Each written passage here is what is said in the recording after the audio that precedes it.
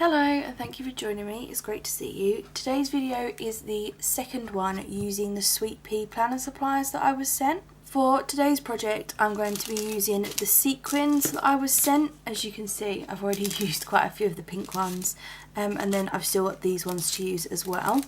I thought while I was doing this I'd share a quick process video for the shaker card that I'm making. I am making more than one, so you'll only see a few of the sequins used in this process video, but the rest of them will be used up on similar cards, which I will try and share either at the end or in a separate video. For my card bases, I'm using this set which I got from Hobbycraft. So you get 50 of the 5x7 white cards and envelopes and 50 of these cello bags to store them in, or at least that's what I use them for.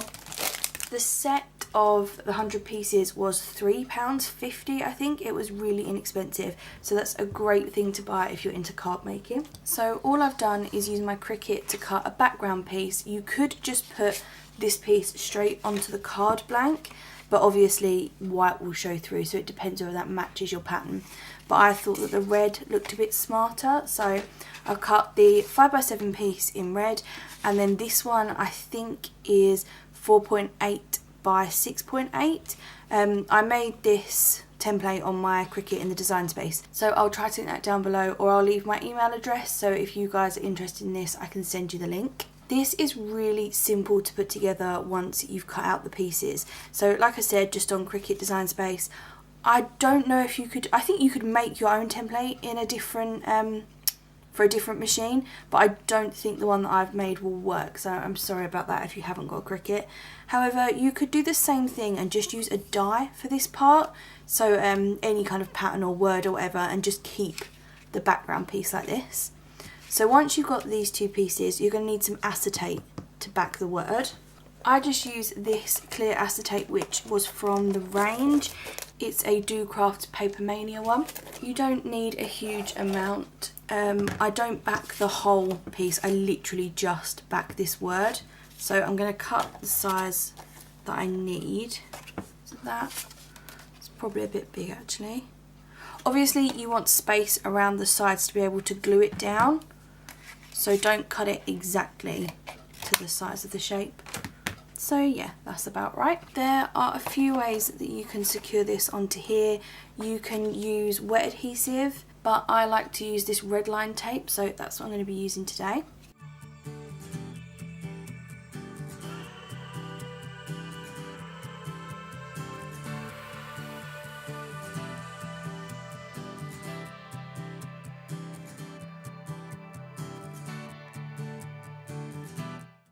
So once that is adhered on there, I like to make a border out of foam tape.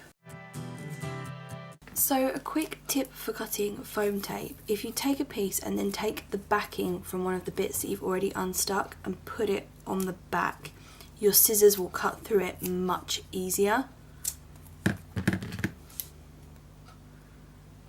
And the adhesive doesn't get stuck on the scissors. All you want to do is make sure that your sequins don't have anywhere that they can escape. So you want to make sure all the foam tape is touching and it makes a complete square, or whatever shape you're working with really. Then it's time to add your sequin mix. I have taken to making my mixes in this little box. This is an embellishment box. I think you get 3 for £1 in Poundland or 4 for £1.29 in Home Bargains, something like that.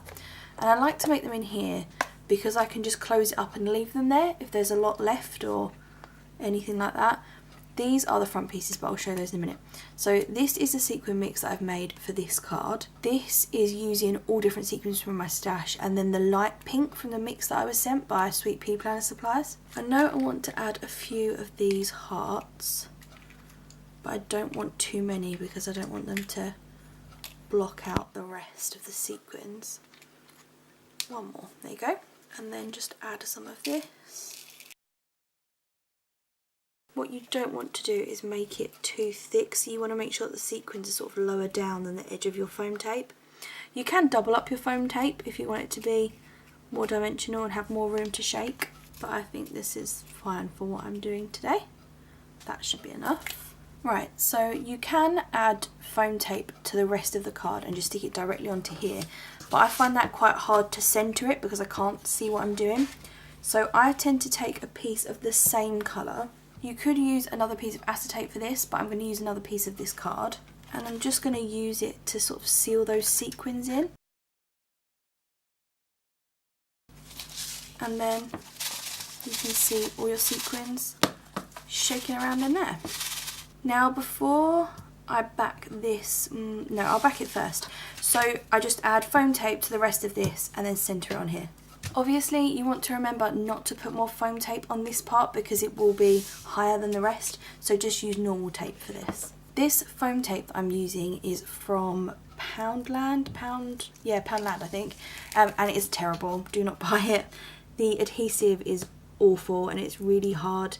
It's not so much, it sticks really well, but it's really hard to cut through and use, so I would not recommend that.